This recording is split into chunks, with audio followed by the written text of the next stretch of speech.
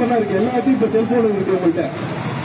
அந்த செல்போன் மூலமா உங்களுக்கு வந்து இந்த ஹெல்ப்லைன் நம்பருக்கு போன் பண்ணணும்.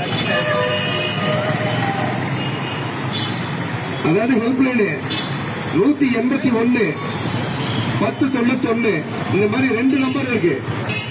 இந்த 2 நம்பர்ல ஏதாவது ஒரு நம்பருக்கு நீங்க கால் பண்ணீங்கன்னா அடுத்த 5 நிமிஷத்துல உங்களுக்கு ரிப்ளை வரும். நியர்பைல இருக்க ஸ்டேஷன்ல இருக்க போலீஸ் உடனே 10 நிமிஷம் வந்து அட்டன் பண்ணுவாங்க. ஹெல்ப்லைன் நம்பர் ஞாபகம் வச்சுங்க, 1091.